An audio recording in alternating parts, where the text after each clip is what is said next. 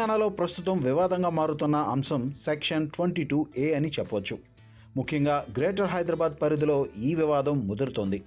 ప్రభుత్వం సైతం దీనిపై వెనక్కు తగ్గాల్సిన పరిస్థితి కూడా ఏర్పడింది. ఈ చట్టం దెబ్బకు అటు రియల్ ఎస్టేట్ రంగం సైతం హైదరాబాద్లో పడకేసే ప్రమాదంలో పడింది. అటు సామాన్యులు సైతం తమ కష్టార్జితంతో సాకారం చేసుకుంటున్న సొంత ఇంటి కళ కళ్ల ముందు కుప్పకూలిపోతుందా అని ఆందోళన చెందుతున్నారు. ఇంతలా కలవరపెడుతున్న సెక్షన్ 22A వివాదం గురించి పూర్తి వివరాలు తెలుసుకుందాం. సెక్షన్ 22A అనేది రిజిస్ట్రేషన్ యాక్ట్ 1908లోని నిబంధనగా చెప్పవచ్చు. దీని ప్రకారం కొన్ని రకాల భూములను నిషేధిత ఆస్తుల జాబితాలో ప్రకటిస్తారు.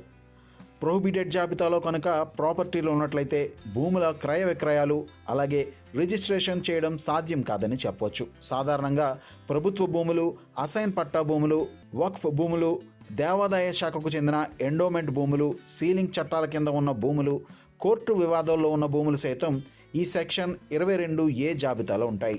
ప్రస్తుతం భూముల డిజిటలైజేషన్లో భాగంగా గత ప్రభుత్వం అమల్లోకి తెచ్చిన ధరణి పోర్టల్ స్థానంలో భూభారతి వ్యవస్థను తెచ్చారు. ఈ క్రమంలోనే రెవెన్యూ శాఖ భూముల డేటాను అప్డేట్ చేస్తున్నారు.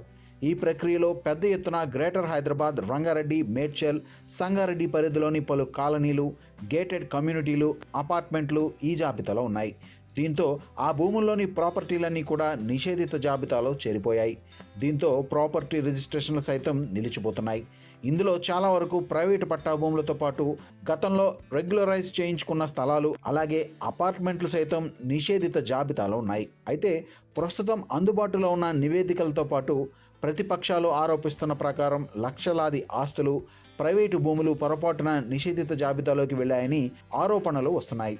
సెక్షన్ 22A వల్ల పెద్ద ఎత్తున సమస్యలు ఎదురవుతున్నాయి. ముఖ్యంగా అందులో ప్రధానంగా ప్రాపర్టీలను అమ్మలేకపోవడం, కొనలేకపోవడం, బ్యాంకుల్లో మార్టిగేజ్ పెట్టలేకపోవడం, రుణాలు పొందలేకపోవడం, ఇప్పటికే జరిగిన ఒప్పందాలు నిలిచిపోవడం వంటి సమస్యలు ఎదురవుతున్నట్లు బాధితులు చెప్తున్నారు. ముఖ్యంగా హైదరాబాద్లో దశాబ్దాల క్రితం ఏర్పాటైన జూబ్లీ హిల్స్, బంజారా హిల్స్లోని పలు కాలనీలు ఈ జాబితాలో ఉన్నాయి. ముఖ్యంగా పాత రికార్డులను సరిగ్గా సవరించకుండా, అప్డేట్స్ చేయకుండా సబ్ రిజిస్ట్రార్ల వద్దకు పంపడంతో ఈ గందరగోళం ఏర్పడిందని స్వయంగా రెవెన్యూ శాఖ మంత్రి పొంగులేటి శ్రీనివాసరెడ్డి పేర్కొన్నారు. గతంలో రెగ్యులరైజ్ అయిన భూములను నిషేధిత భూముల జాబితా నుండి తొలగించడంలో టెక్నికల్గా లోపాలు జరిగాయని పేర్కొన్నారు. అలాగే అర్హులైన భూ యజమానులు ఎవరికీ అన్యాయం జరగదని ఈ సందర్భంగా ఆయన హామీ ఇచ్చారు.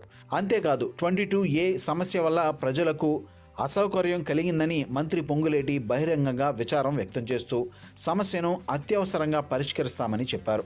సెక్షన్ 22Aలో మీ ప్రాపర్టీ ఉందో లేదో ఆన్లైన్లో చెక్ చేసుకునే అవకాశం ఉంది. తెలంగాణ ప్రభుత్వం భూభారతి పోర్టల్లో ఈ సౌకర్యాన్ని ప్రత్యేకంగా అందుబాటులోకి తెచ్చింది.